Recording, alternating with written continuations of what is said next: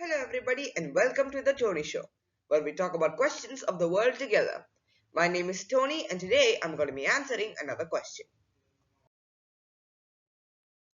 So, today we're going to be doing the letter L. And what's the animal that I thought of starting with the letter L? We'll give it up for the lobster. You probably already know about these creatures, they're pretty famous in restaurants, but I want to talk about the ones that live under the sea. Like Sebastian from that one Disney princess movie, which I'm not going to say because I don't want to get copyrighted. Now, this is probably not a question that a lot of you all would have wondered about, but it's a fact. So, did you know that the blood of a lobster, like our blood, it's red, but a lobster's blood is blue. Okay, I don't know if it looks blue there, but trust me, it is blue.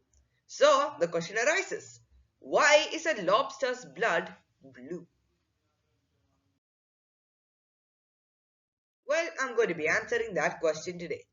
But before I do, if you guys like my videos, please consider to like and subscribe to my channel so you never miss any of my uploads.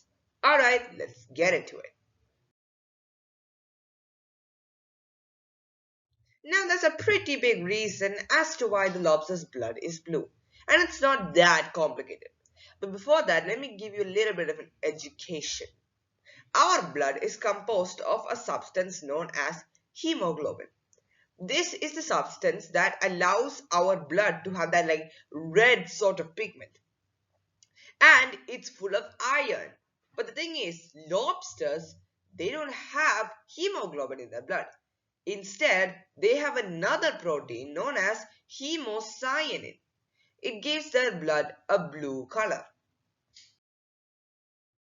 So you might be wondering, how is that possible? Well, you see, it's a result of a mixture of elements. Because unlike our blood, in which hemoglobin contains iron, hemocyanin contains copper. And if you're a big chemistry nerd, you might already know this. Because when hemocyanin is mixed in with copper and it binds with oxygen, obviously there'll be oxygen in a lobster's blood, that's basically for every living creature, it actually turns blue. This is known as oxygenated. If it binds with oxygen, it is known as an oxygenated mixture. If you look on the left side of the picture, you can actually see it's deoxygenated and it comes in some sort of a grayish or a pale color.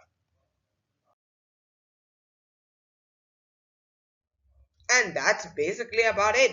There's really nothing else. But before you go, here are some fun facts about lobsters. Fact number 1. Lobsters have tiny hairs on their legs and feet that allow them to taste food before they even put it in their mouth. As in, they can taste the food to make sure that it's good and then they eat it. Second of all, lobsters can actually produce an enzyme known as telomerase. Telomerase. I'm sorry, I'm not a professor. That repairs their cells, allowing them to regenerate their limbs. And theoretically, they could live for over 100 years. So they're basically like lizards. They really don't stop growing.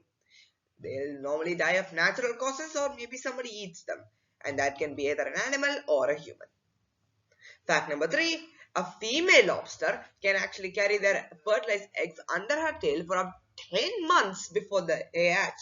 That's actually longer than most humans, which normally carry our babies around 6 to 9 months. And finally, most lobsters have one crusher claw and one ripper claw. So basically the crusher claw is one big massive claw that allows it to crush anything that comes in its path. Hey, that is actually kind of cool. And one is a ripper claw. It's tiny, it's smaller and thinner, which allows it to tear into and rip into some of its prey.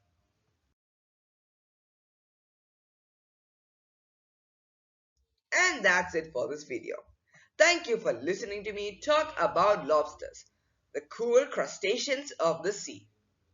Once again, if you like my videos, please consider liking and subscribing. And I'll see you next time.